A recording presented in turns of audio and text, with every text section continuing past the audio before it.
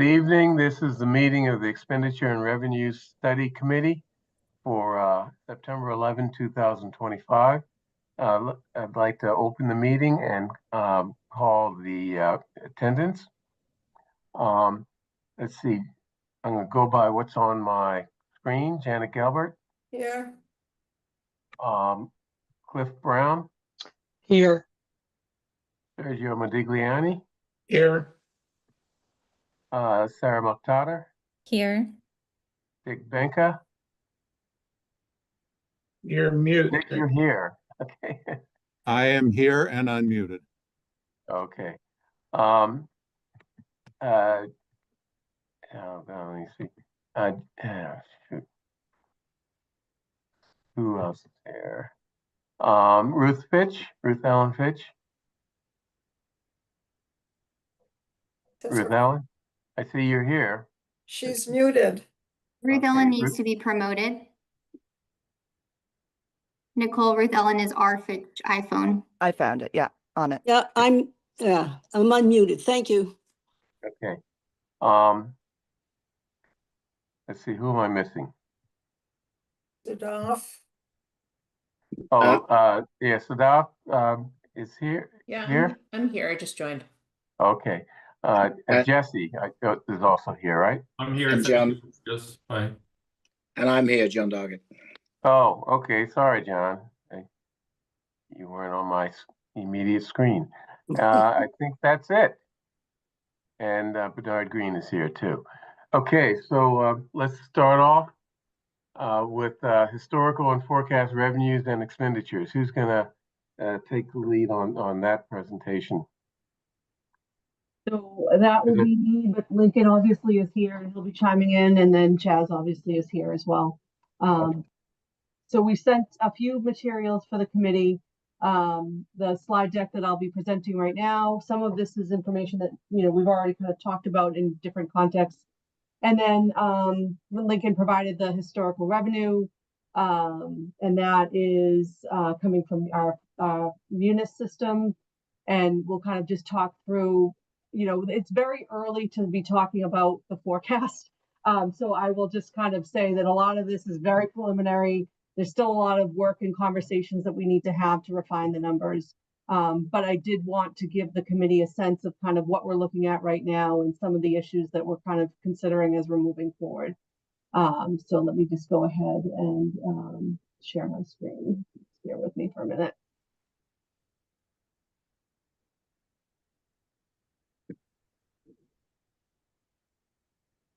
Okay. Okay, got that. Yep. Right. So this is the overall summary of where we're at. So, very limited revenue growth. Part of what is we're still being very conservative on the free cash estimate right now, which is why you're only seeing a 1% growth. But for property tax and local receipts, the assumptions will be kind of laid out in the following slide after that. State aid, also the assumptions there are laid out as well. These departmental projections, I've got a slide that kind of talks through that as well. I will say that these school numbers are very much outdated. So we absolutely need some refined estimates here in order to kind of provide a better picture on what the school side looks like. But I can at least lay out some of the assumptions on the town and the other non-departmental side as well. So right now that model basically does not an override. We have a $2.1 million new growth estimate. We'll be having conversations with the assessor and the finance director to make sure that that's still on target. And we'll, if we need to refine, we'll do that. So for state aid, we're assuming level funding in fiscal 27 for unrestricted general government aid, or what we call UGA.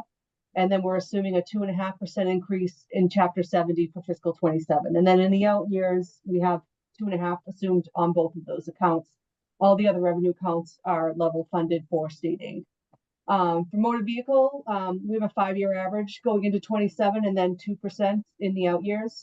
You'll see in the performance in 25, the past couple of years have been relatively strong for motor vehicle excise. But we do think that some changes, especially in the electric vehicle market, might make that shift a little bit. So we're kind of cautiously monitoring what the activity is going to be in the coming year. Hotel, motel, and meals also had some strong returns, but then we're also needing to balance that out against the activity that we're seeing for marijuana. And these are accounts that are very economic sensitive. So I think we're also looking at the first quarter in fiscal 25 as a way to figure out whether or not we need to do further refinement for the estimates going forward. Especially with, change in traveling patterns and things like that. The first quarter in fiscal 25 is the last 3 months of the year. So it's always 3 months behind. So that'll give us a good indication of how the summer went.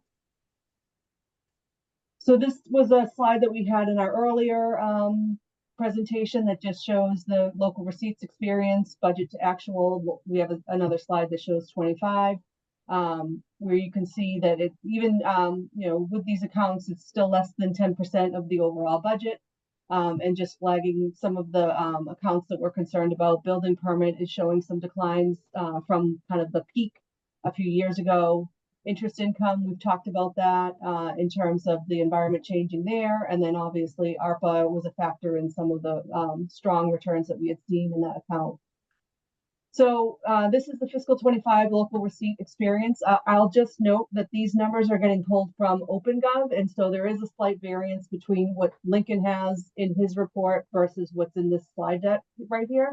And I would say Munis is always the one you should rely on, but OpenGov is just a matter of timing and how the last quarter of the year is recorded. So that's kind of where the variances will be, but it's still pretty close. So you can see the areas where budget to actual are different. And you can see that, we've been talking about interest income under general government, that is building permits. And we've talked about kind of purposely under budgeting that as a way to feed free cash to support the CIP. And some of these accounts that are showing strong surpluses have already been adjusted in 26. So some of this growth is already captured in the current budget year.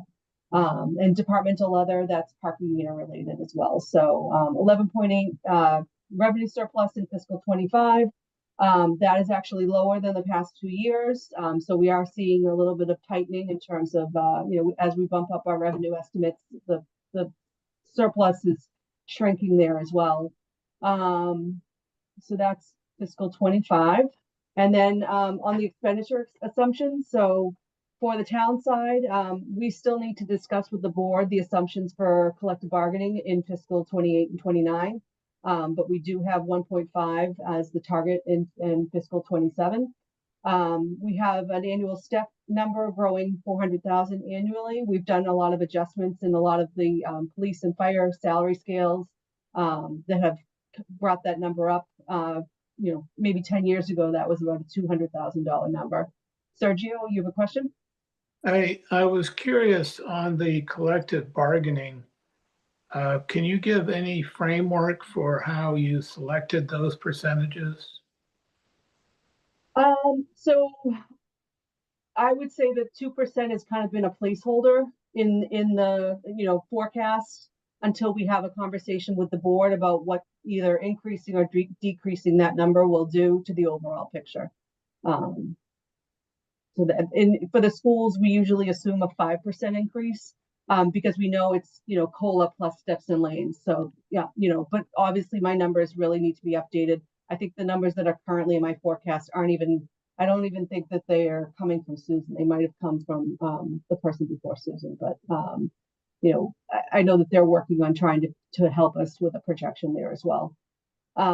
Leaving the schools aside, which I grant you is a complicated question, I would have thought that the collective bargaining, let me ask the question differently. The cost of living adjustment is inside this number already? Yes. Thank you. So for utilities, we are assuming a $500,000 annual increase there. We do have a natural gas contract that kicks in fiscal 27. We are assuming about 60% of that increase is school related.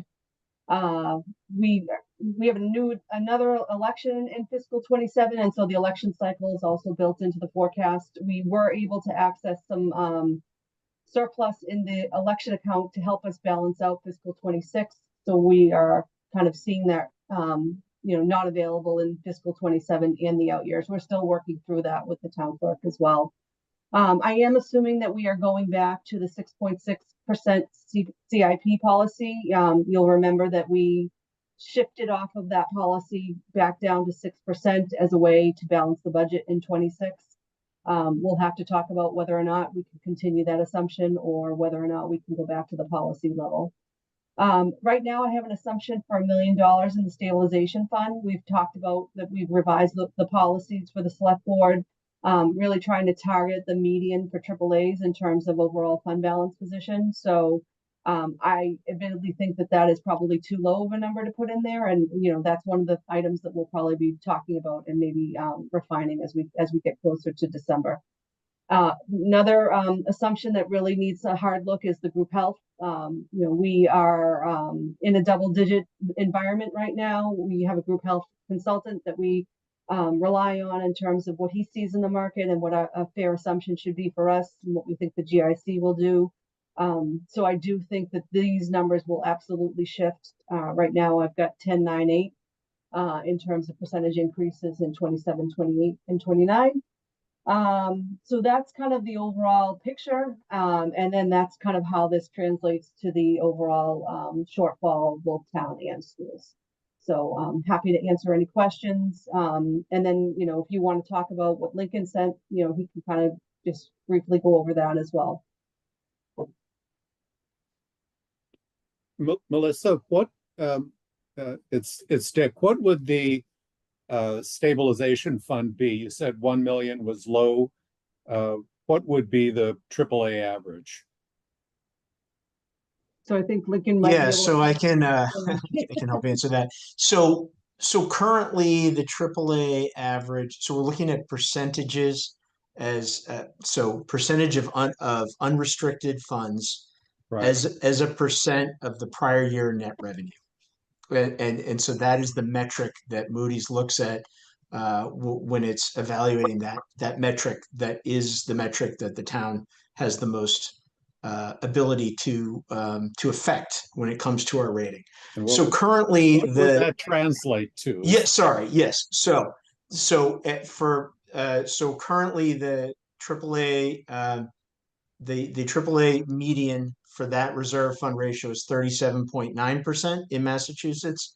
We are at 23.1%. So we've come up a little bit. Last year we were last amongst the 15 at the time AAA rated Massachusetts municipalities. We've been, as Melissa mentioned, the select board adopted a policy change to seek to increase that. We have made some progress, but we have a ways to go. Okay.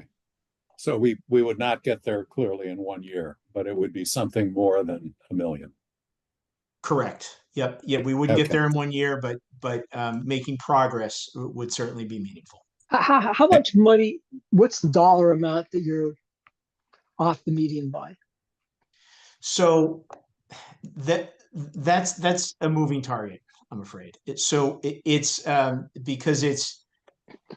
because it's each year's prior year revenue, and then the median is shifting each year. So the median actually went down slightly year over year, and our percentage went up. But we're talking about more than $10 million. We're talking about significant investment. Thank you. Thank you. Melissa, John here. Can you just explain, give us some background perhaps to two of the line items in local receipt experience? General government is up 71% and interest income up 257%. I mean, that's impressive. Is this going to continue?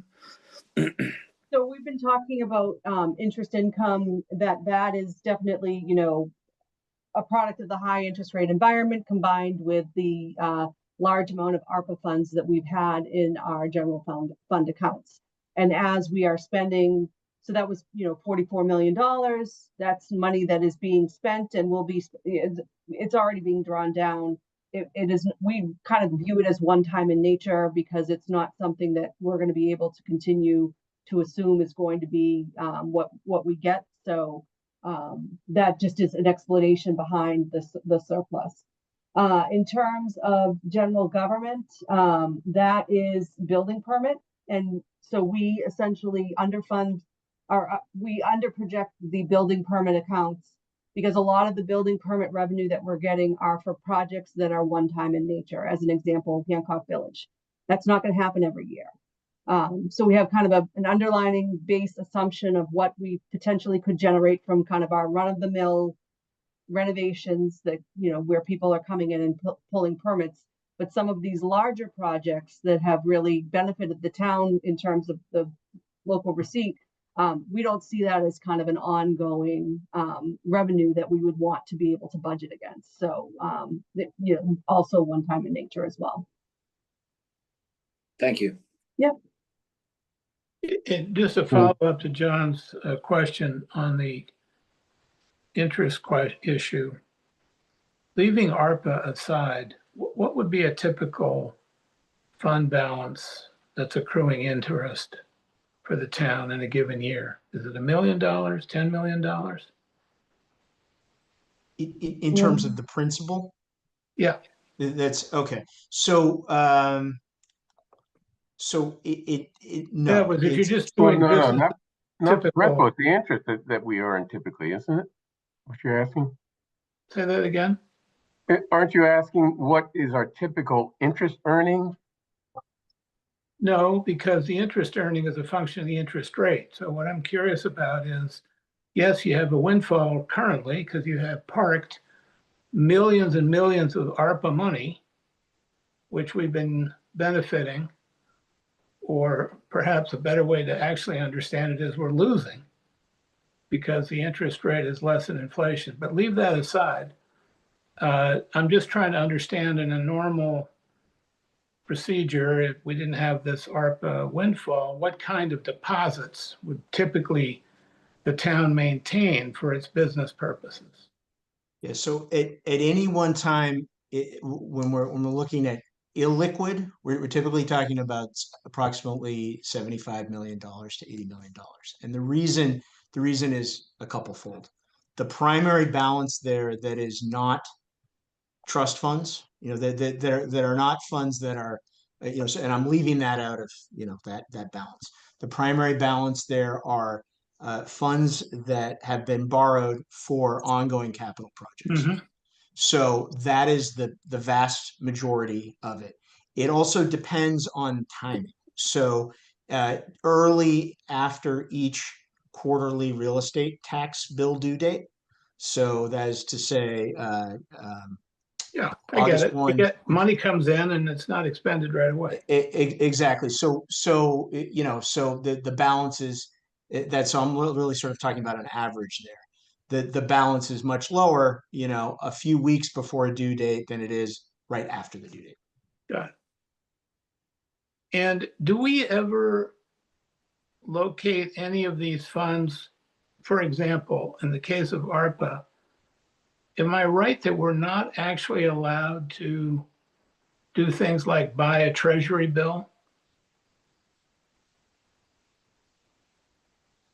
So for ARPA funds, as to my knowledge, there was no restriction on, to limit arbitrage. That is to say, to Yeah, so gain interest that on. is allowed.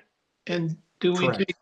and does your office try to take advantage of that if you're able to tie funds up for months at a time? Yes. So for example, the primary set of funds that are not trust funds that do not need to be liquid for the purposes of weekly payroll, right? So for context, weekly payroll typically runs about $6 to $7 million, and our weekly vendor payment typically runs about, depends, but typically $2 to $5 million. So a lot of it has to be very liquid, right? When we're talking about that on a weekly basis. But the illiquid funds, The primary that are not the primary one that is not trust funds again are the are bond funds for funds for ongoing projects, and that we work very closely with Morgan Stanley, one of our financial advisors, to get within 1 basis point of the true interest cost that we, the town, are paying, which is, you know, the maximum that we can make in order to not run afoul of our arbitrage rules. Thank you. You're welcome.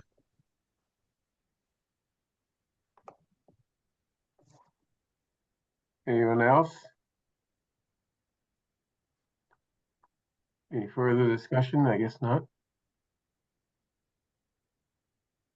Okay, you want to go to budget analysis documentation? Dick, I'm sorry.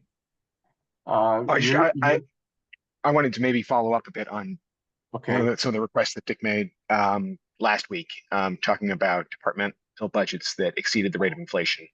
I sent around a memo this afternoon. I apologize, but it's relatively short this time, at least, and it talks through some of the reasons why the departments highlighted are above the rate of inflation in terms of the growth in expenditures. It's things like, for example, in the select board office, we put a communications officer in place. We moved that from one budget line to another, one department to another, and regraded that. We regraded several positions in our office.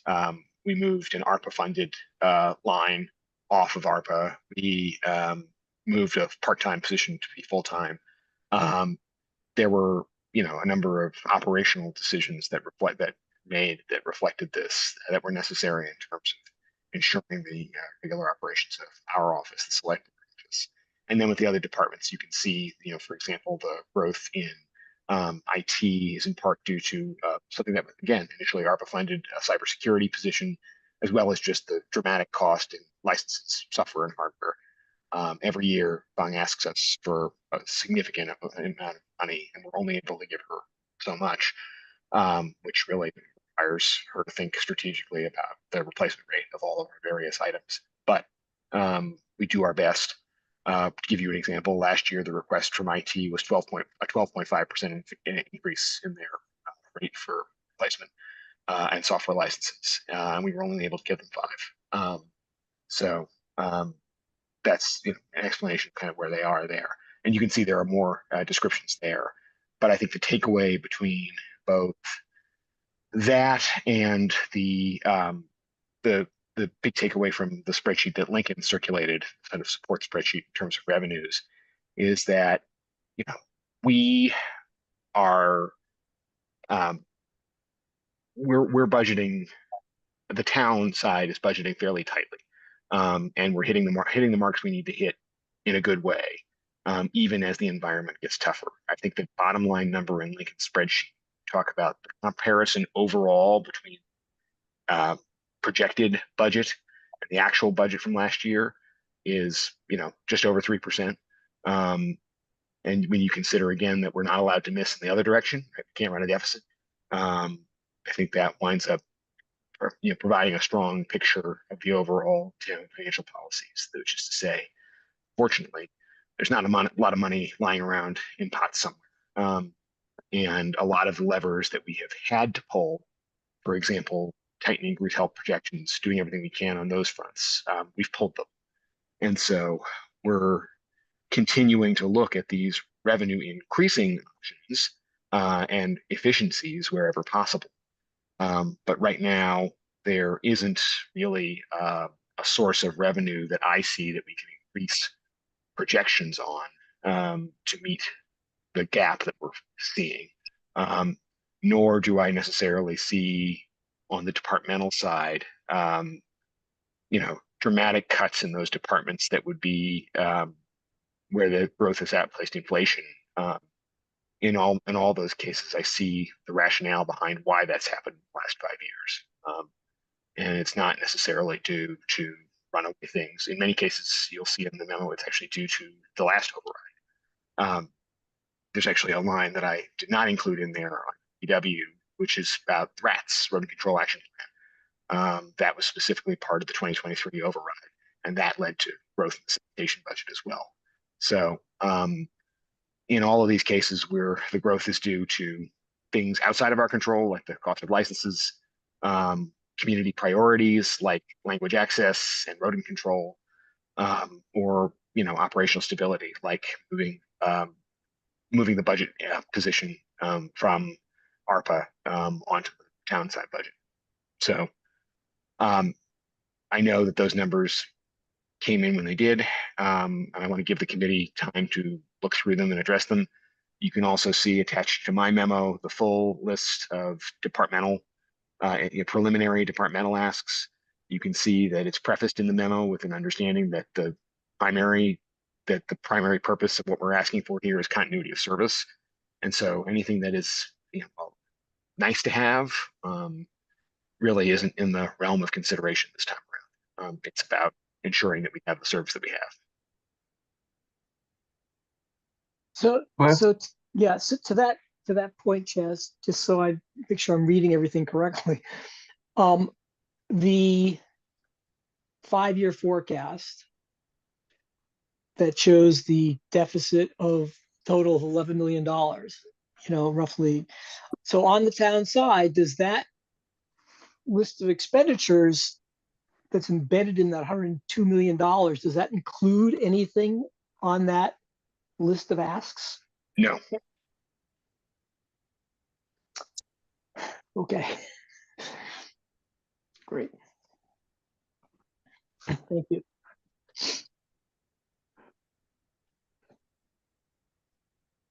I don't see any other hands up. Anyone else want to talk? I think we'll bring this back to the next agenda, just so as people have additional time to review. If there are any questions, follow up. We got a couple of questions over email. Thank you from the individuals who sent those. We'll circulate answers to the group as a whole, and we'll have an additional conversation here. Okay, next item.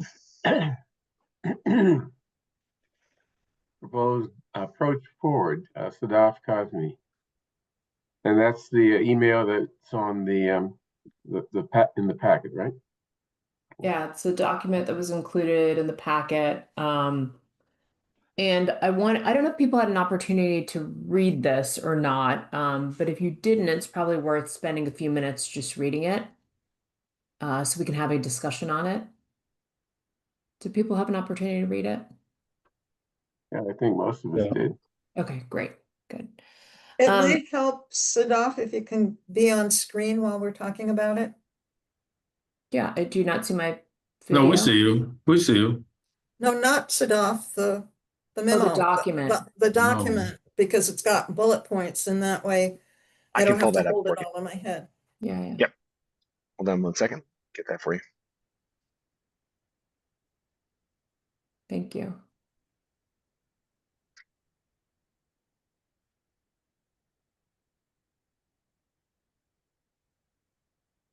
So while Chaz is pulling that up, I wanted to open this up for discussion. So maybe we can start with kind of the, sort of a summary background, list of potential areas that require additional explorations, kind of page 1. So wanted to solicit feedback. However people want to do it, you can solicit feedback on the whole document or sort of go section by section. Do people have bigger, sort of broader comments on the document or sort of what, what's in it? And then, if they do, let's talk about that. And then we can go sort of section by section and walk through it. And there's some areas of discussion at the end. Any broader comments or questions?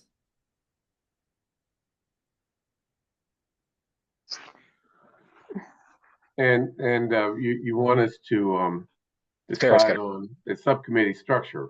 That's right. That's right. So I wanted to just going to be, yes, exactly. So we need to be thinking about that as we talk.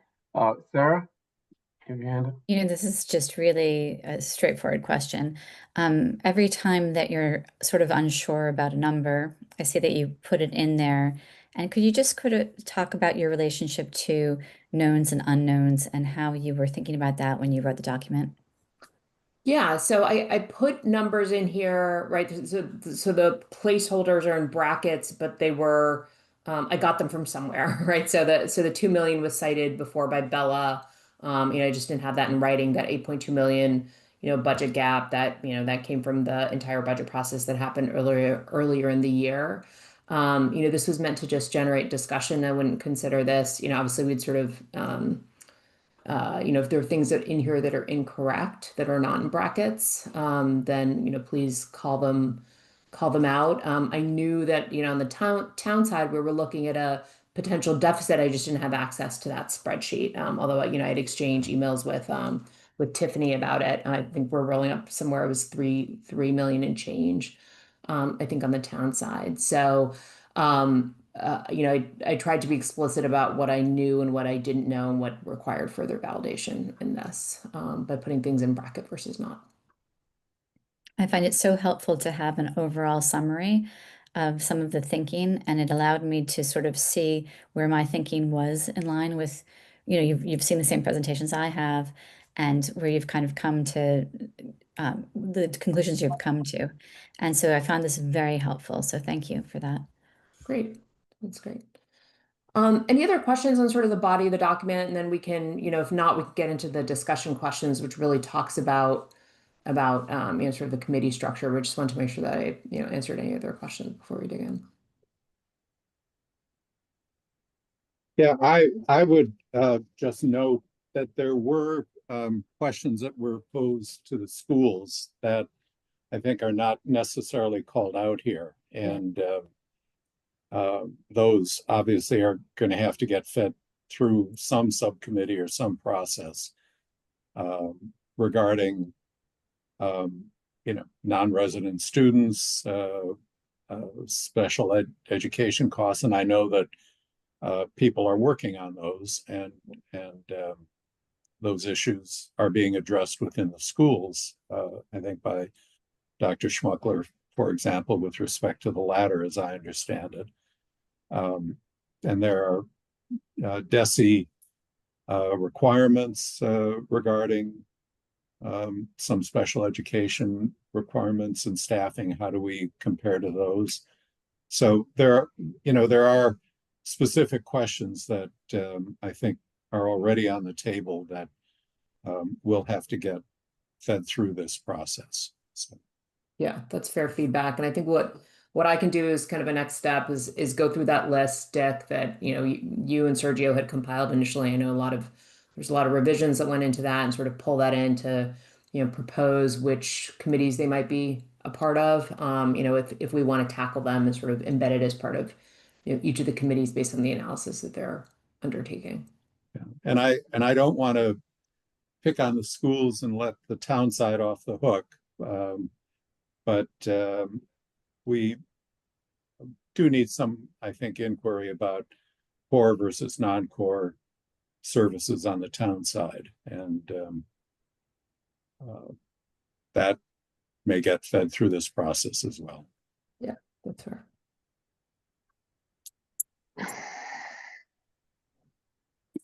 Did you have the specific one, the last point that you made, Dick, do you have a proposal on where you would sort of pull that in, or is that kind of a separate? I don't, I do not have a proposal. Let me, for example, just put a couple of examples on the table that have arisen in the last week in meetings that I've sat in on through Zoom. One is the meeting about Fisher Hill and a suggestion of a recreation and community center on Fisher Hill. That obviously is going to have implications in terms of capital expenses and operating expenses. And is that part of our process here, or do we assume that that's not happening, or would happen outside the time frame?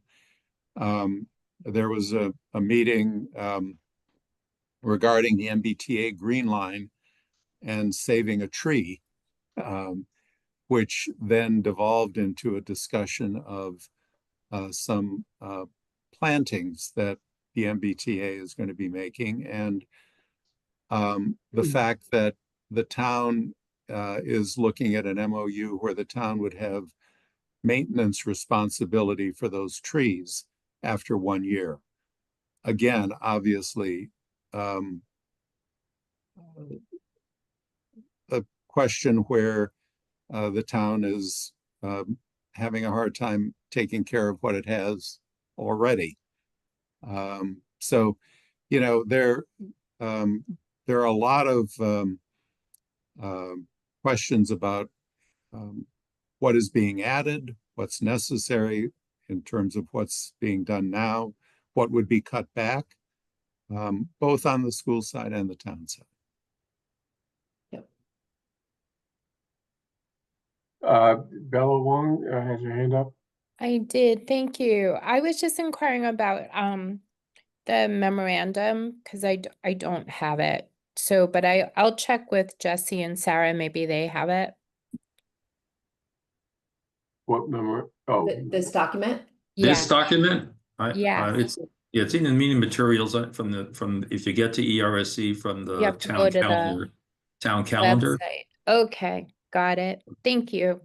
But if you'd like, I can shoot you a copy. I mean, that'll be Okay. easier. I'll do that. Thanks, Jesse. Yeah, sure. Bella, I sent it to you earlier today, so you already have it in your Oh, emails there too. you go. Okay, I looked through the emails. I didn't see it. Okay, thanks.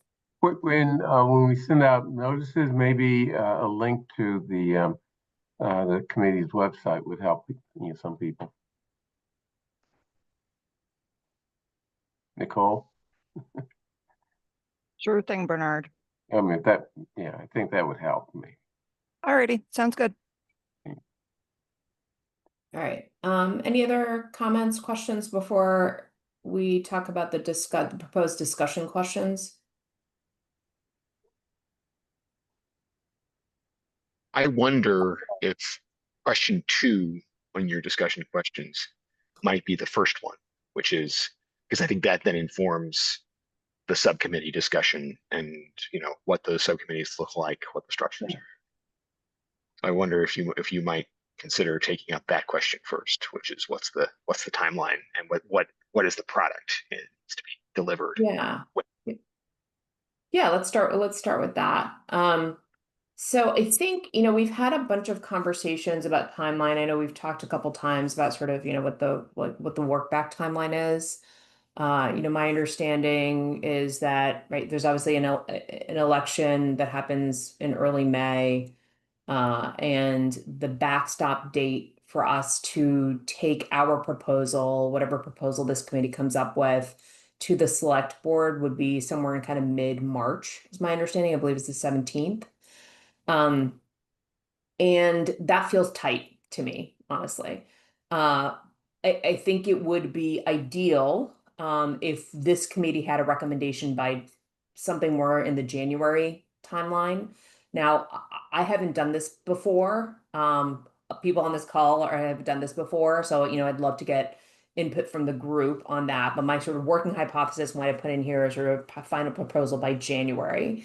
If we were to do that, I think we need sort of baseline information, probably baseline budget information, by the end of this month or sort of early October. And then I think that we would have kind of another batch of questions that would come out of the committee work. Again, if we agree to split up, that we would need to commit to, to sharing with the town and with the schools probably by, the first or second week of October to give them some time to turn that around and give, the subcommittees an opportunity to do that analysis. So that's like, 30,000 foot view. If you say, a draft, some of the, questions answered by the schools, by the end of this month, a draft budget by sort of first week of October, additional questions sent over by mid-October or maybe even first week of October and then turned around later in the month. And then sort of proposals, a proposal generated by, end of January, maybe. So that was the general timeline that I was thinking about. But I would like to talk through that again. Lots of people on this call have a lot more experience with this process than I do. But just sort of thinking about, the holidays, the work to be done, the need to work at a subcommittee level. Again, if we agree to this, it's going to take it's going to take some time, and I think there's going to be some iteration around it. Okay, Chaz? Yeah, thanks. I think, um, just in terms of from the staff perspective on this, the deadline that we have been holding internally is the presentation of the forecast to the select board and advisory committee in December. It's Okay. usually at the last or second to last meeting of the select board. It's styled as a all-day workshop. And the reason for that is once that is presented and any issues that are taken up there are addressed, we then go into sort of a very increased cadence of work where we are developing financial plan. It's our office's responsibility to put out the financial plan. It's codified in statute. It's the special act that governs my office. So I have to put out a financial plan in February within 14 days of the governor's budget or a date certain, whichever is later. And so that, and in an potential override year, that actually entails significantly more work because what we do is we put two budgets together. Put an override budget and a no override budget together. So in order for us to do that, we have to have the contours of what that budget is. Got it. What we don't need to have by that point necessarily is what I would call the conditions or other recommendations regarding some of the other things that we wanted this committee and we still want this committee to consider. And I think there's an opportunity to think about a lot of the things that on the town side we've been wanting to have these conversations about, the revenue split, shared services, et cetera. This space is an ideal opportunity to have those conversations because, where they were, happening in the outside of an override conversation was at the town school partnership, and those conversations were not proceeding. And so I think the potential here might be to say that if recommendations can be made by December, and those recommendations are conditioned in some way. For example, it's conditioned, we recommend this, but it's conditioned on the town schools coming to an agreement on these following things. Then that gives you 2 months where we can, on the one hand, be putting together a conditional budget. We can also be working at the town school partnership and elsewhere over January, February to implement those recommendations to satisfy those conditions. So kind of have the work of this committee through December. You have the work of the town school partnership in January and February. And then in March, the select board can assess whether or not the recommendations of this committee met. And if so, or if not, whether or not the proposed ballot question, if there is a proposed ballot question, goes forward. Got it. All right, that's helpful. Good, Jesse? Yeah, hi. So my question had to do with the intersection between the PSB ERSC questions that we generated and reviewed, assembled, and then sent over to Bella and her team, as well as to the school committee. And then the two sections you have in your document, I guess the docket, section 3, which is a small segment of the special ed questions that we asked, and then section 4, which seems to be like a subset again of the questions that were provided. I know given the schedule you were discussing, like the projected school population growth, there is data available from, say, last year that goes out for a couple of years. But if it's based on this year, that won't be available until early October. So already, there's a potential for that being later. And the other things you asked for in there too seem to be along the lines of the same items that Bella and her team said they would not be able to have to us for a little while longer.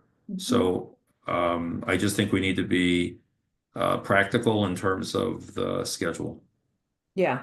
So to answer your first question, it's this same answer that I gave Dick, which is that, there are, what I would go back and do is I can take a look at the questions and make sure that they're covered in here.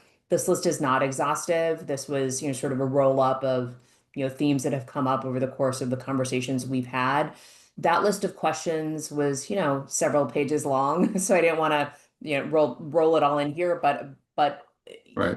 yes, we would need answers to those questions. And also, the conversation we had, I believe it was in the last meeting that this group had, those questions were going to be answered over the next couple of weeks, over the course of September, right? So this was sort of the next phase of work as I was proposing it.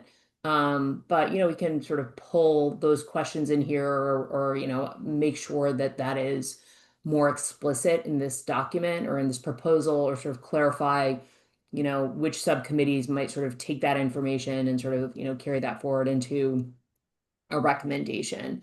But my thought was, hey, if we're getting those questions answered this month, which was what Belle and her team had mentioned in the last conversation, then this would be kind of what happens next, and what are some of the key areas to sort of evaluate and dig into. So Right, yeah, lots yeah, of so, raised hands now to that question. yeah, I mean, just to follow up, I don't believe that the school district committed to have anywhere near a majority of the questions answered this month.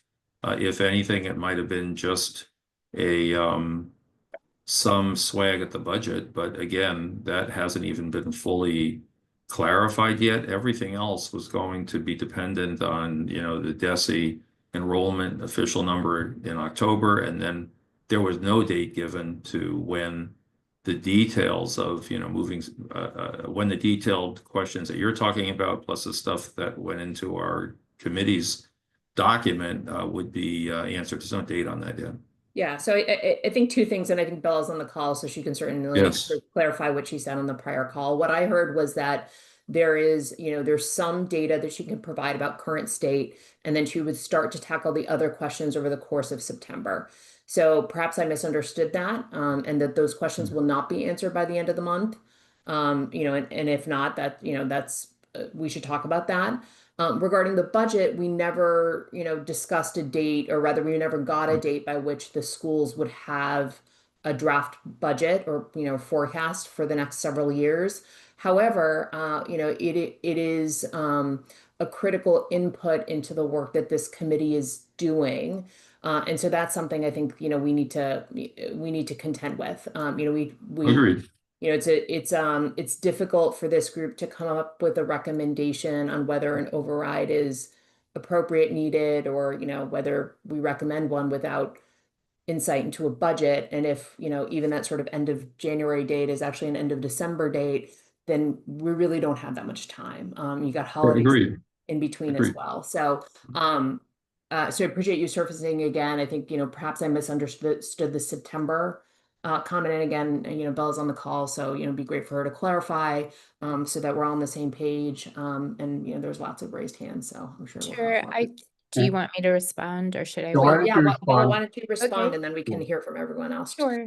We I don't think need I to- said I wanted to work with Chaz to see what kind of assumptions he was making when he puts out any preliminary budget information, because it is tricky for us to do that, ahead of the typical December, January calendar. And I do appreciate that people are trying to understand what the scope of a possible override would be.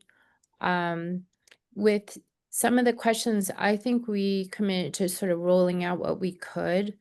And so we have to turn our attention to that. Honestly, we're just through school opening, and a lot of that is, I feel probably will be better by the end of this week around school opening.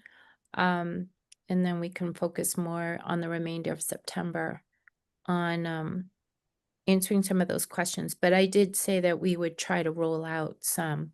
Yes. Okay. Sergio? So a couple of things. First of all, on the general comments around this document that we're discussing, I think wanted just to add my voice to the idea that this was very helpful and very useful. And then to offer a couple of specific questions on exactly this timeline discussion and the discussion question the timeline is question 2, but the other one is just the general issue about working as subcommittees. I personally think this would be very beneficial. I do believe it would help us to collectively dig deeper and better and more effectively, particularly given the constrained time that we're working under. But that in turn raised a question in my mind, which was that Jesse just referenced a couple of sections further up under the special education, for example, number 3 and number 4, school programs and population. And I wanted to ask Sadaf whether, in the committee generally, whether are we contemplating the possibility that our committee would undertake those topics and try to study those topics? Or is that in fact something that we're looking for the public schools of Brookline to respond to? Yeah, that's a good question. In formulating this, I actually pulled some of the recommendations from the audit that was done earlier this year. I think that, you know, the way that I was thinking about this was that this committee, since we have representation from the schools, would make a recommendation on how this get tackled. I think a lot of this would be led by the schools, would have to be led by the schools. But that would be part of our sort of overall, you know, documentation and recommendation that we pull together, you know, at the end of December in this case. So if I just to understand, you're thinking that perhaps Sarah and Jesse could lead such a subcommittee and perhaps working with the administration and the school committee, try to advance some of the answers? That's right. And to the extent that there are things that require more time, say that, you know, that these are the things that we know now, these are the recommendations that we can make, and here are the, you know, X number of things that would need to be studied further that require some additional time. But that, you know, it would be ultimately part of the recommendation that these continue to be studied, for example. I'm sorry to break in because I know that there are people ahead of me with their hand raised, but with a lot of respect, I don't think that Jesse and I or anybody else on the committee really has the expertise in order to make these types of leadership decisions. And we'll make much better decisions if we leave these to the school experts. So Sarah, then in that context, so for number 3, for example, you know, these are things again that were raised in the audit, and when we think about, you know, putting together an override and community confidence and trust, I think these will be things that we will need to talk about and address in some capacity. Do you have a thought on sort of how we might, you know, how we might do that in this context or in the context of this committee, just given, you know, I guess that if each one sits- Sarah, do you want me to jump in? Yeah, go ahead. Sure. Sorry. It's This hard is to see Bella, the right? yeah, it is. It's hard to see the faces, and it's good to have the memorandum on the screen, but it's hard to see the faces. Sorry. I'll pull it down. Just looking well, just looking at number 3, that was there. Thanks, Jazz. Those are things that actually we're working on and we'll have responses for. And so there is a planned presentation working with the team on plan for November that will be about student services in general, but it should be a comprehensive presentation about services and how we decide, make decisions about various things about this. But MTSS is something that we're working on, is a priority for the district. So actually there are answers forthcoming in all those items for number 3. We just haven't had time to put pen to paper yet. Got it. Thank you. I am sorry, I'm gonna close my door because they are setting up for school committee. I can hear them in the background. It's probably interfering with this. I'm just Okay, gonna turn my okay, thanks, Bella. I think next was Janet. Yeah, it would actually help me to have the information back, but it seems to me we've got 2 separate categories of things to talk about. One is the numbers that we're not going to have for a while that would feed into this is how much money we think we need, and This is how much money ultimately the select board will have to decide they think that the town will deal with. Some of them are things that are really more policy recommendations, like the town school partnership issues, like which may or may not involve the staff, but come from the school committee itself. This is what we've done with the report that we got from the review that was done. Some of these we really can't do anything about. So health insurance is going to be what it is. Salaries, I mean, we can very much encourage the schools to look hard at trying to contain the amount of the increases that have occurred on the school side, but certainly not on the town side. But all of those things are subject to negotiation. So it's sort of like, to me, a side list of this is what the town has to tackle, but we understand it's not tackleable within this time frame. And unfortunately, it seems to be very extended time frames.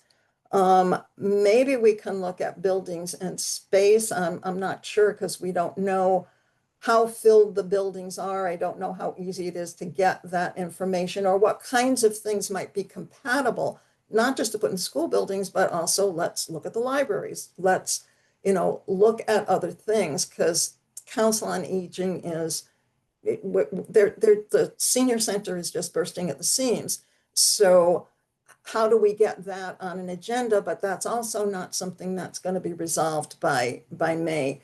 So to the extent that we can segregate the issues on the list, it would make more sense to me than trying to rush with numbers that, if we get really, really early estimates like we saw today with the revenue, they're not really, really very good because they're going to change and we don't have all the input. Maybe we can take a stab at, I looked at the length of, or what I think was the length of what we got from Chaz today and said, there's no way I'm going to look at this in the next hour.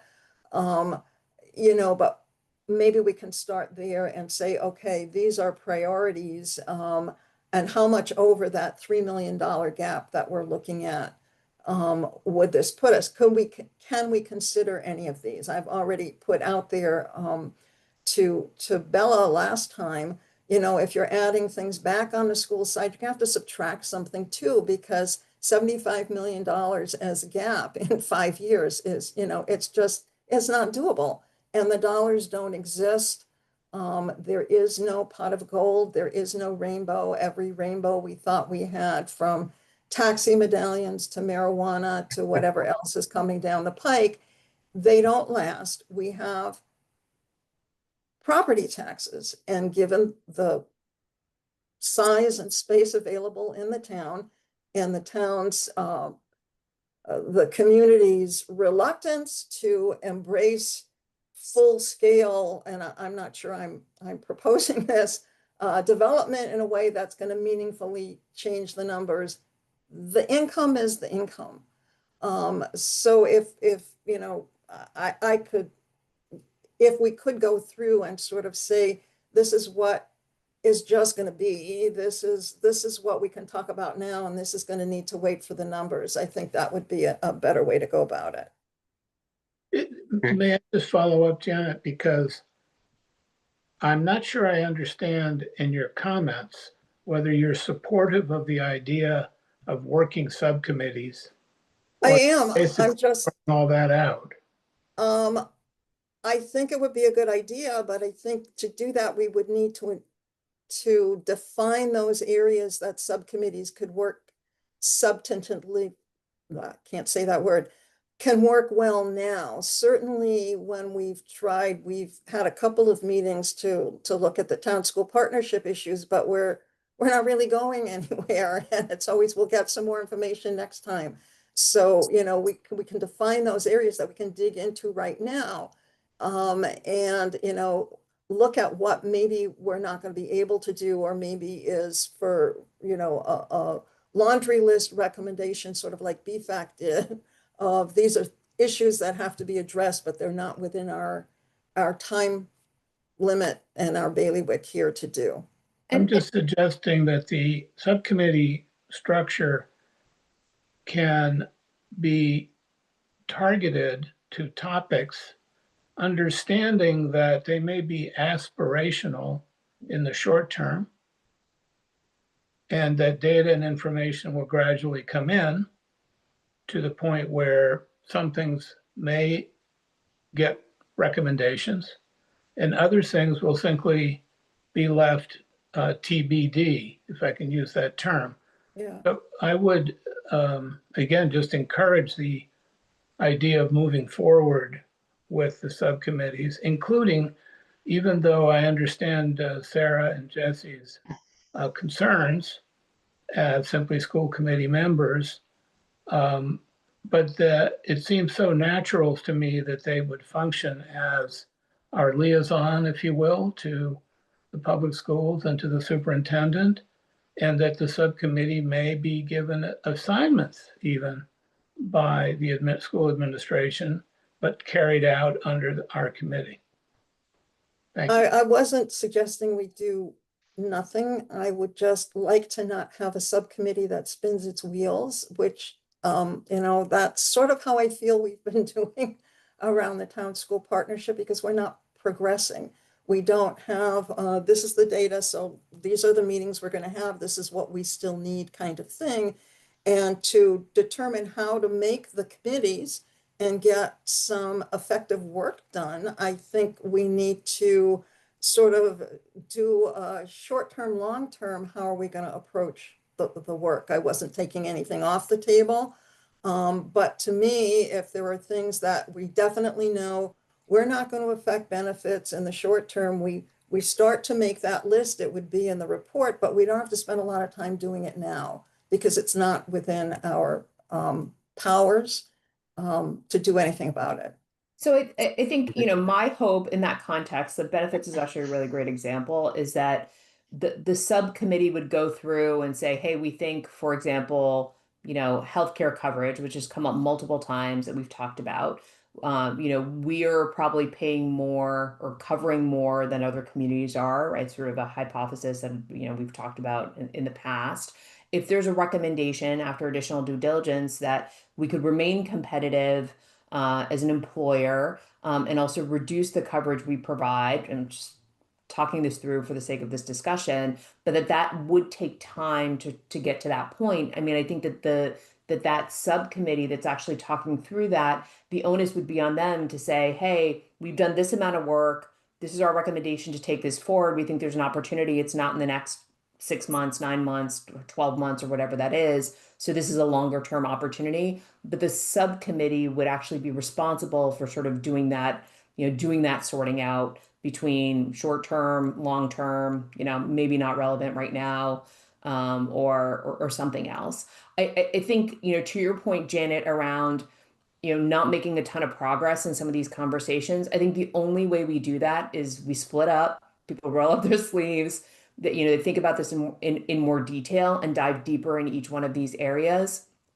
Because otherwise this sort of, consolidated, conversation where we have, every 2 to 4 weeks, it's very difficult for us to make material progress. And so I really do think we need to, divide and conquer on this and make some of those decisions, come back, review the recommendations, and sort of talk through the conclusions that subcommittees and members of those subcommittees are coming to. Yeah, I guess what I'm really saying is there ain't that many of us. And if we take a quick stab at the short, medium, long-term issues and dive in first at the short-term ones that we know we can get to while we're waiting for the information that would get us through. It's not saying don't do this. It's proposing a way to get through this as short as you tried to make it long list. Yep. And having done this before and spent many, many months and weeks and whatever on non-productive conversations, I'm really not eager to go down that rabbit hole again. Yeah, I think that's fair. And I guess my recommendation in response to that is perhaps that's something that the subcommittees can do, right? To sort of filter those out, and circle back and say, hey, this is what we're going to tackle first, second, or never. and sort of, manage it that way. I also think there's a question about, can we include additional people in some of the subcommittees? Who do we pull in? Can we pull additional people in? I'm not sure if that's okay or not, but you're right, there's a limited number of people on this committee, and a decent amount of work to do, so. There's a Okay, lot Cliff? of their hands raised, yeah. Yeah, Cliff? Yeah, thanks, Bernard. I almost don't know where to start. So I thought that the last conversation we had, talking about the first thing the committee would need would be to understand a service in place perspective for both the town and the schools. And Melissa gave us something today, and she commented that the schools need to sort of like come back and fill in to make that table complete or more up to date. And maybe it's just me, but I actually think that that's sort of a first step. We sort of like need the base of where we're starting from before we start looking at any sort of requests. I mean, it's great that the town came up with something that's half of the discussion. I think with respect to subcommittees, I think both Sadaf and Janet are right. We have from today 2 months roughly 2 months until Thanksgiving, a little bit more. That's not a lot of time, and we do not have a lot of folks on this committee. So we would need everyone to actually agree that they're going to put in the required time, and you need to think about setting up the meetings for all those subcommittees, because they all have to be publicly noticed, and that's 48 hours in advance. And so it's a whole process. And I think getting the subcommittees together, I absolutely agree with this approach. I wish we had done it back in the spring. But those groups do need to sort of prioritize what they can do. I don't like the idea actually of leaving stuff sort of like to be done in the future if it's not going to be the same people doing it. It's a topic for a different conversation. I also feel it's important to go over with this group the conversation that was held yesterday at the school finance subcommittee. And it relates to the timing of what we heard, what we, meaning the public, heard that the schools were sort of looking at. And I do think, and it's important for the select board to understand this as well. The time frame that was laid out by the finance committee was essentially the same time frame that we have in a non-override sort of situation, which was preliminary budget would be given to the advisory committee on February 15th. That doesn't really dovetail with the timing for what this committee is looking at doing. It doesn't dovetail with everything I've understood about what the select board is going to need in January to begin a process with the public to be able to put something up, approve something to be put on the ballot, which has to happen sort of in mid-March. And I think that we need to sort of address that collectively here, and then with conversations, it's either this committee or the select board, more likely, with the school committee to make sure that everyone's on the same page, because we currently are not on the same page. And I am very concerned that we're going to split into subcommittees. The subcommittees are going to start meeting, and then it's going to be crickets. And that is going to be frustrating and non-productive for everybody. So I sort of look at those things as maybe, I'm not going to say the prerequisites, because we don't have the time to have prerequisites to do things linearly, but we really need to get people on the same page. Otherwise, December's going to come and we're going to sit down and we're not going to be much further along than we are right now. Okay. Sarah? So I'm actually hearing a yes, Sadaf, that people say, yes, we'd like to be in subcommittees, would like to do the work. I heard from Janet that maybe the list is too long.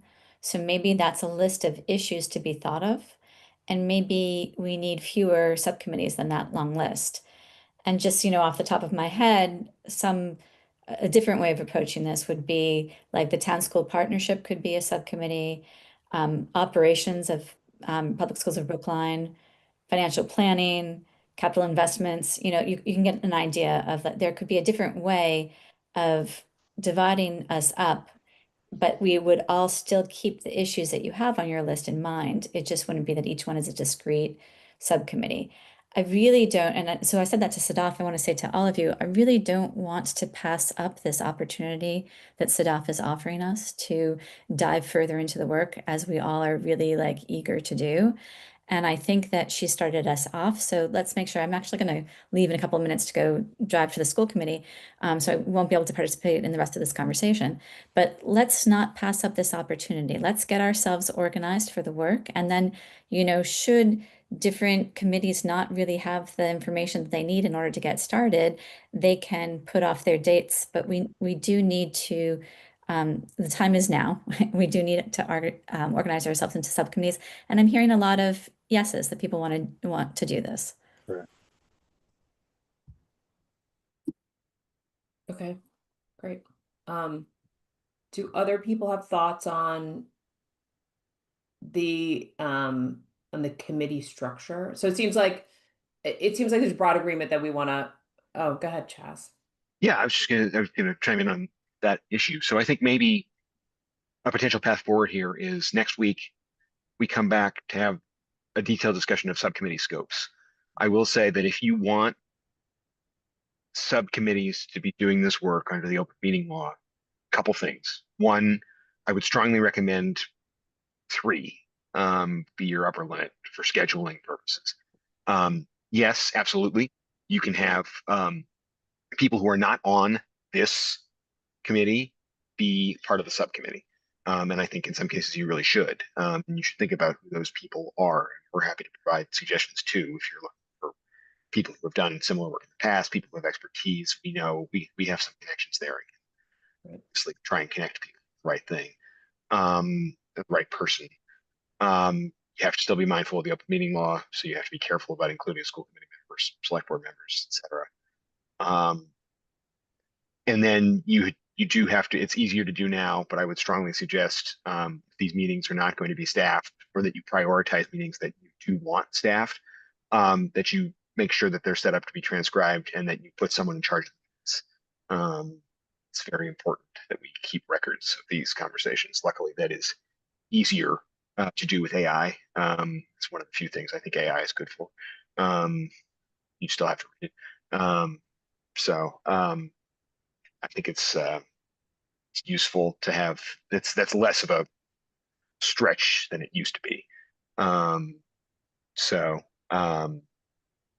I would say, just checking here, that additional people kind of serve. You got to remember that they serve ex officio, so that they can't officially vote. So you do need a voting quorum there.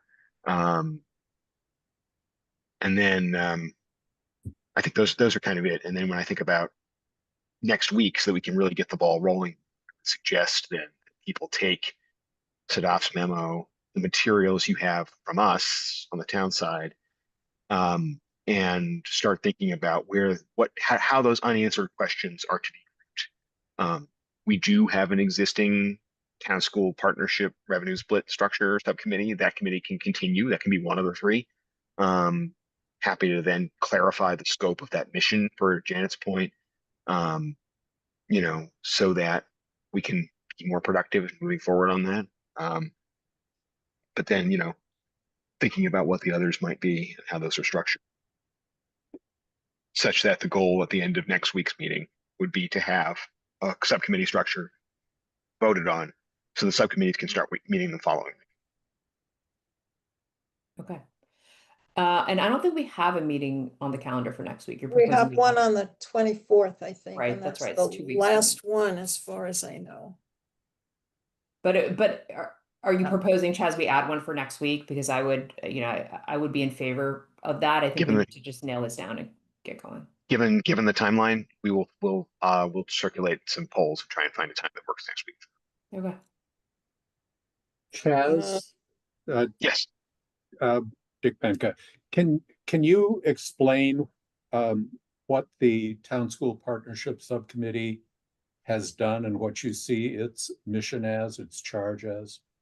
So the Town School Partnership Subcommittee has reviewed information from other comparable communities based on what we've been able to get from Okay. them. We've put Okay. we've put together my okay. long Do you see, and we've received that information, do you see anything further that that committee would do? Because you identified that as I understood what you just said, as an ongoing committee, and I'm curious as to what more you would see that committee doing. I think it depends on how you break things out next week in terms of what other questions are out there. I think my recommendation would be that given the prioritization of these things, maybe that subcommittee concludes its work with a recommendation on the revenue split and the what's above the line and below the line based on those conversations, and also a more general recommendation regarding consolidation of shared services rather than going down the rabbit hole of actually doing consolidation work on shared services. I don't, I would love to do that work, but I also understand that the time constraints being what they are, we're not going to solve the issues in a 2-month period when there's other things to do. I don't want to interrupt you. This is Sarah. The 24th is the second day of Rosh Hashanah, just to put it out there. We will check the calendar and try and coordinate then. I know the high holidays are coming. So that's Yeah, and the sure meetings at 4, so if people are going to services, they can't come. right. So if we're going to try and figure that out. Make sure. Yeah, I would just eliminate those 2 days. Yep, done. So, Chaz, there are lots of things on these lists. If you're only suggesting 3 subcommittees, there's, more items on the lists than there are going to be subcommittees. Is it possible you're breaking people up into groups? Can a group have more than one topic that they're doing? Yes. The other thing that I would encourage you to consider is, and I will ask town council to be present at the next meeting. There is a very strong limit now under the Attorney General's interpretation of the open meeting law about what you can do in a working group, right? You can't use a working group to bring a proposal back to a body as a fait accompli, right? You can't bring it back and say, all right, we did the work. All you need to do is vote on this. So that's not allowed. Working groups can be used for very limited purposes, but one of them is the gathering of information and the combining of data. So in order to avoid those constraints from the open meeting law, provided you're not the working group is not making decisions or presenting decisions to be made to the broader group, but is instead simply gathering information or pulling things together, that's an alternative to consider too, because then you don't have the formality of it. You can have people just get together and say, all right, how do we get this information? Where do we go? What's the timeline? Can a working group make a variety of different recommendations, like a bunch of options, and not make any decisions on them, but just provide a list of options? I think I want to be careful with that. I think you can, but I want to check with town council. So I wouldn't say yes to that until I spoke to the attorney. And just so I understand, Chaz, working group in this situation is like work that's done offline that's not publicly right. announced. To the Right. extent that you can work offline, you eliminate a huge scheduling problem.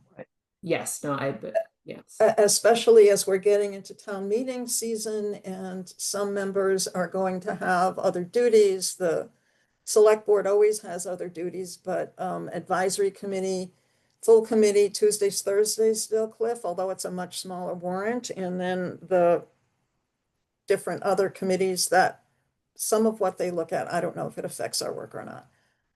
It's not a very long warrant.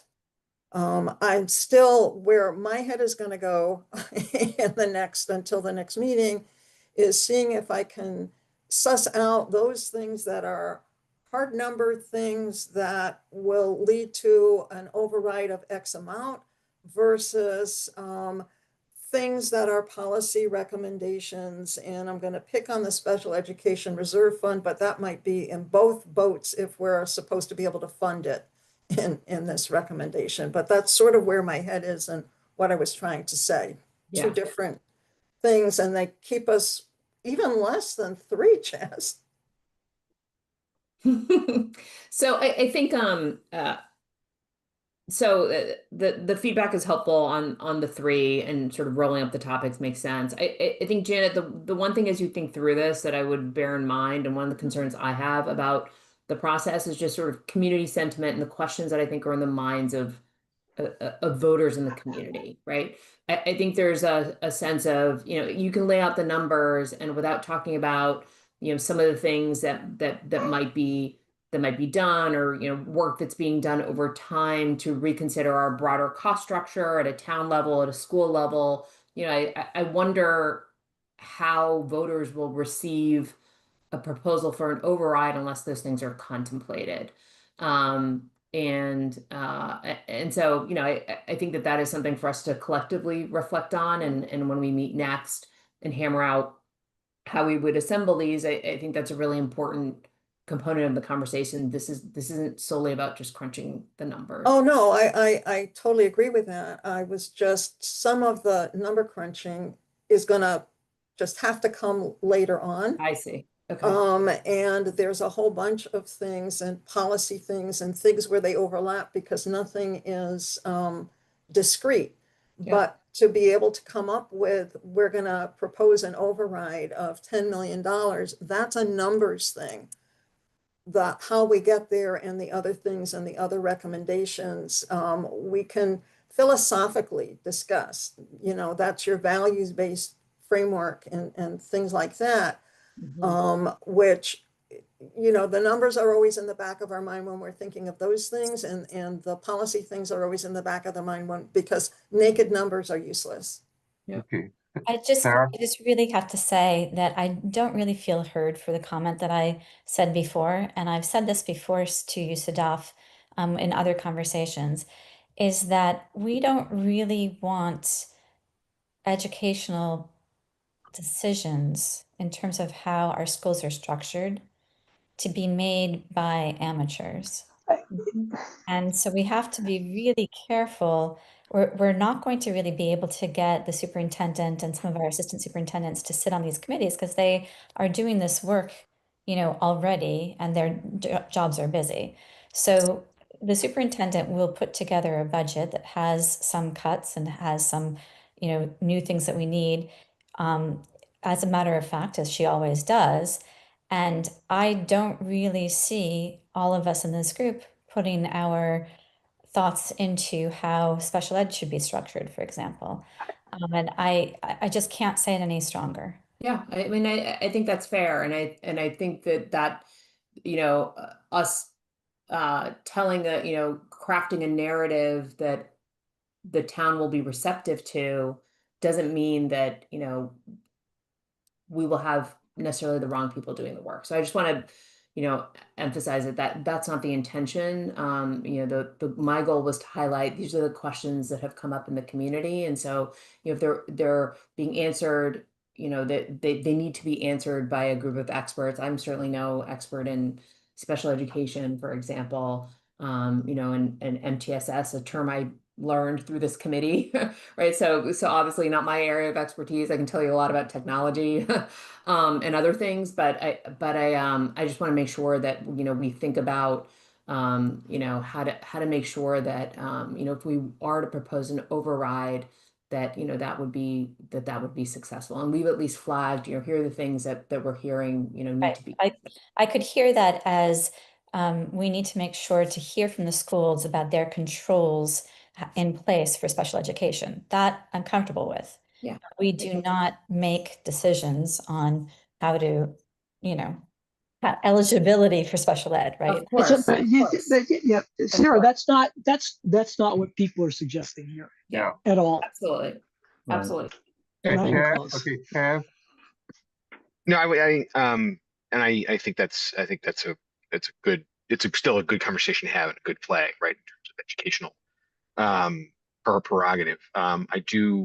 What I do want to say is look, where I think I hear the concerns here, and I hear the timeline is difficult, everything here is difficult. I will just be frank, right? The message that at least I am starting to hear from members of the community is we should, and we should let the school just figure it out. And that's not ideal. And that message is growing louder. And the longer, so while I don't think we need to engage in, pedagogical matters at all, I think we need to acknowledge that in the community, there is going to be a no campaign for whatever is put on the ballot. And if we don't have a compelling story about why this is necessary and what we are doing to ensure that all the community is brought along, then there's a real risk that we will have our first failed operating. Now, we've never had one. And so I don't think we can just keep going on as we are going on now. I think there's got to be greater level of engagement that starts now and is prioritized appropriately, or else the recommendation is going to be no over. So that's where we are. So I think there's got to be a reality check here. You can't run out the clock on this. Changes need to be recommended and changes need to be implemented, or there will be a recommendation for no. That's just the reality. Right. Thank you, Chaz, for saying that, and you communicated that certainly more eloquently than I did. I think working backwards from a date as well, and as a result, we talked about the timelines that we're looking for, the need to have a recommendation by the end of December, obviously with all the holidays in between now and then, between the high holidays, the Thanksgiving, Christmas, etc. I mean, there's a lot of holidays for us to contend with as a group. I think we want to be more specific about what data we need specifically from the schools by when. And I know it's been incredibly challenging, but I think we need to set a date that enables this committee to do the work that it needs to do, and then maybe figure out other ways to support the schools in order to get there. Maybe that's potentially an offline conversation, but I just don't see how we progress this without getting that data in the next several weeks. Yeah, Jesse? Bernard, I think Elise had her hands up, and then I could say something after that. Elise. Elise is a member of the public, I believe. So Elise, Yeah, that's Yeah. yeah. So this is not public comment. I'm not sure I knew who Elise was. So Jesse? Yeah, okay. I guess my question was the following. I'm a little concerned about the subcommittee sort of idea, and the reason I am is because of the following. So, I mean, Janet, Cliff, and I are on the Town School Partnership Subcommittee, but really, at least it's from my point of view, the lion's share, if not 110% of the work was done by Chaz and his team to do the survey, to go out to the communities, to collect it. We met, we discussed the results that the town put together. We gave some of our ideas, we responded, we reacted, but really all the work was done, to my knowledge, all the work was done by Chaz and his team. Any of the other things that are in this document, like even benefits and compensation. So no matter who it is that we pick from the community or from our group, we're going to have to go to the same people who would get us this information anyway, and essentially put pressure, if it's not in their schedule, to give us a response right away, to get this data for some, get this data within a reasonable date. Same thing goes with the schools. Certainly special ed in the school program. So I'm concerned that we'll put, the idea sounds tempting to create some subcommittees of our small ERSC full committee to work on some of these details. But in the same way that Sarah and I really don't have, as school committee members, any better leverage really to get to help the schools get us the data any faster. I'm not sure a committee of people not in the school committee would get it faster. And certainly, again, if we're going back to the Melissas, the Lincolns, the Chazes, and others to get the data for these questions, it's the same people again. So I just don't want to assume that somehow there's some magical way that the people in the subcommittees will be able to get the data we've already asked for.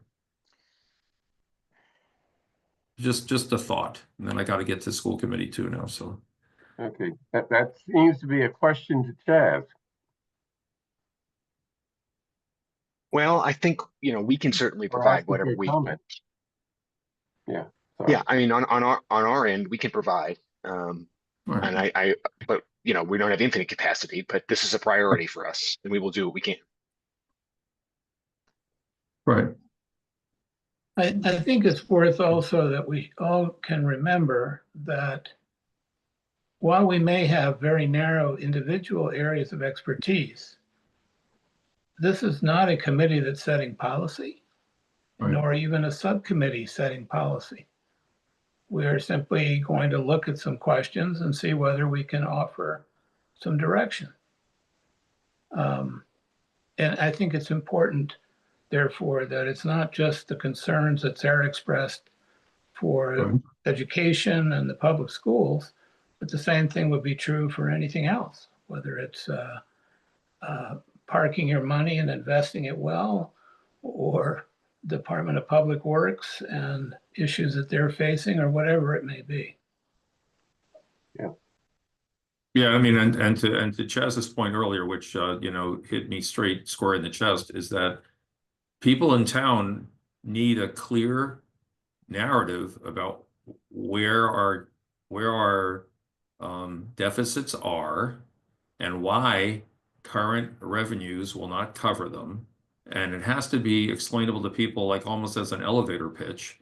There will be people who want to see every last penny, or nickel now, but most people just want to get a sense that we know what we're doing.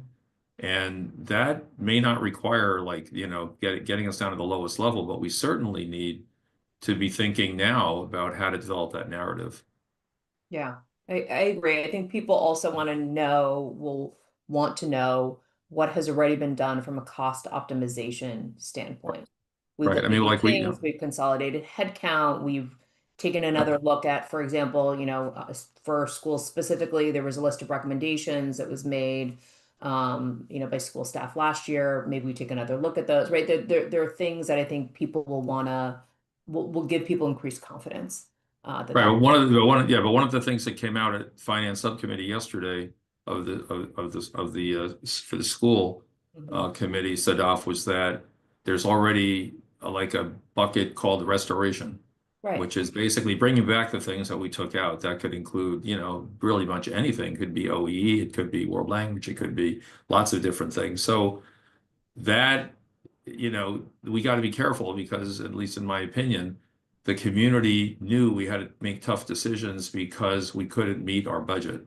We borrowed money against the future to be able to get a balanced budget for this year, which already puts us behind for next year.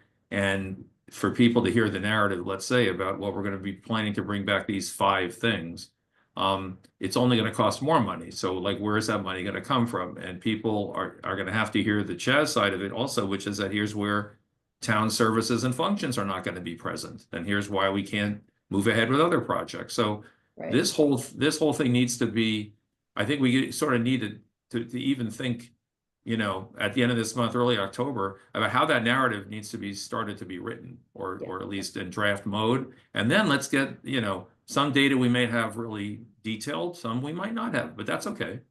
I think, Jesse, to your point, and if I understood what Cliff was saying before, I think that I'm addressing you because you're the only one here. The school committee has got to get its act together and impress upon people that they can't restore because the funds aren't there. I, as a member of the community, have never felt that the schools recognize that there are finite resources, that there was a 5-year plan approved that didn't mention resourcing it at all. And that's the part that if the finance committee of the school committee isn't in back of that, then it's not going to go anywhere. Right. So the getting on the same page, getting your act together, understanding that there's finite, town meeting doesn't understand it either. That's The things correct. that Dick said before, that we're going to add this and we're going to add that. For me, Agreed. though, I have not seen a school committee budget, and I've only been watching them for about 10 years, that didn't come forth with new things. And I think that they can't keep doing that. That's part of how we got where we are. If that message has to start coming from the school committee, and it will definitely have to be part of our committee, that, Right. we recognize we need more than we have, but this is the end of what we're Yeah, going to be. but, So look, but and I think this that's is why, actually, that's why we need to understand Yeah, where we are and what the level service would look like, Yeah, because I've got a chart. it's only against the level service that you can evaluate Correct. what's being added, what's being taken out. Right. It's sort of, Don't One disagree more, with one you more at all. thing. This is why the long-term things, and Jesse, this is actually for your benefit as well. This is why some of the long-term things in here are actually important for us to consider, because I think if you need to get to a different cost structure over time, that often takes time.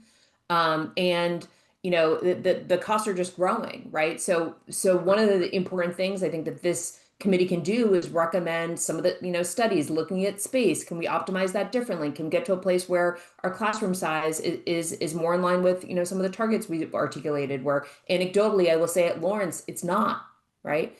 So those are things that I think that this Right. committee I agree. I mean, those questions are in the TSB already Yeah. has all those questions. So yes, totally. But I think that this is part of the could be part of the narrative, right? To build community. Yeah. And I assure you that in my role both on the school committee and on the finance subcommittee, I have this in my head. So Great. I gotta drop though to get Yeah. there. Thank you. Thank you. Okay. Thanks, Jesse. Thanks, Jesse. By the way, it's 5:39. We've been here a little more than an hour and a half.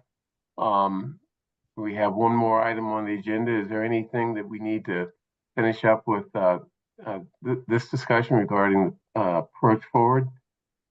No, let me add one thing, and that is to thank Sadaf for Yeah. Thank you for that. focusing our attention on what we need to do to get ourselves focused. So thank you.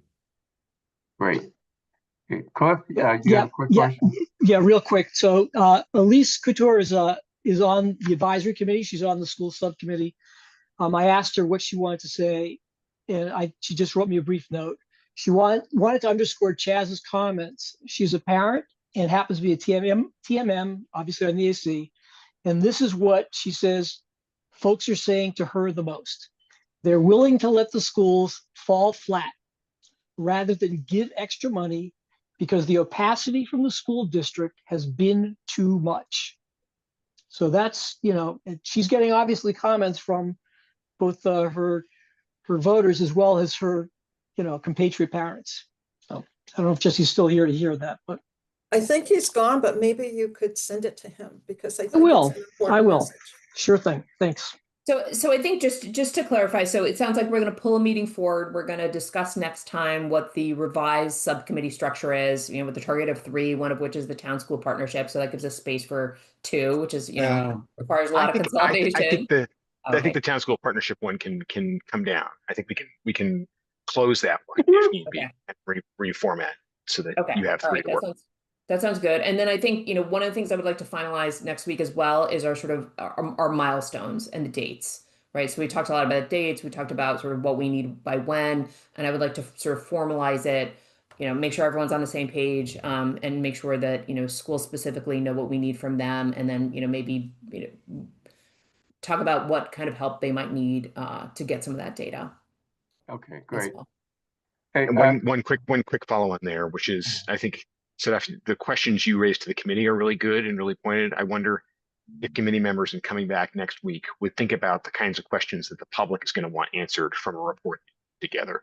For example, what are the other sources of revenue that you've looked for? What are your recommendations in terms of non-monetary ways or non-revenue enhancing ways to save money? You know, those sorts of questions that will form the basis of any proposal that ultimately goes on the ballot.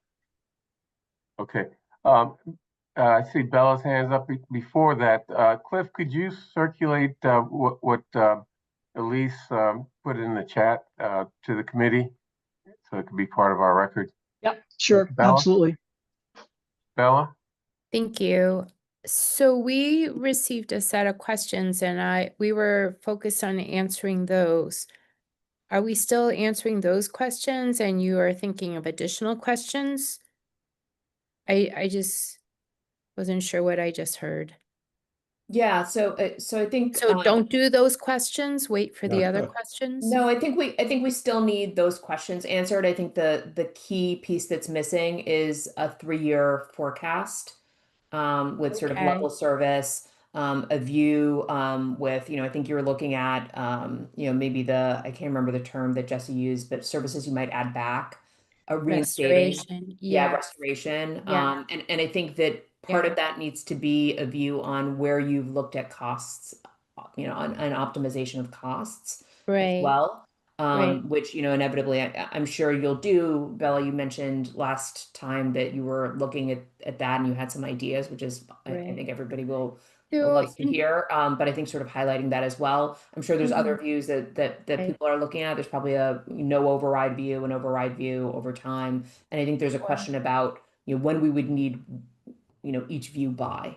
Right. So So I yeah, internally I've asked some questions about things to look at.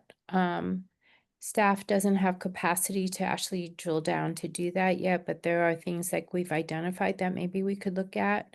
Okay. Restoration would be, you know what, things were eliminated and we are living what that means. So anything that would be recommended to come back would be like, well, we need that function back. But it wouldn't be without trying to look for some efficiencies at first. Yeah. Okay, so that's great. The questions that we have, those are the ones we should focus on, plus what you just said about forecasts. Okay. I just was hearing something different. I just wanted to make sure. Okay. It's a lot of discussion. And I think, and this is a question, Chaz, for you, I obviously schools are in an incredibly difficult situation. I know that you're very low on resourcing. So I'm not sure if there's opportunity for the town to help from an analyst perspective or something. I'm sure you guys have had this discussion. I just wanted to surface it because it's such a critical time. Yeah. And, I just want to make sure that we're just giving the schools what they need to get this over the line. Great. Actually, Chaz and Melissa and I and Susan have been talking about working groups or other things that we can do to I don't know, to gain support. So we are having those conversations. Great. Yeah. And just to that point, and Bill, you raised that there's any outstanding questions you've got on stuff that could help with the forecast, let us know. We'll let Melissa and I know, and we don't know the answer. We'll get someone who does. Okay, great. Thank you. Thank you. Okay, let's close out that discussion. Anything about prioritized work? Well, we basically talked about that. And we talked about our next meeting, which is going to be decided based on a poll that staff is in around. So I think that's the end of the meeting, unless someone has something else they want to.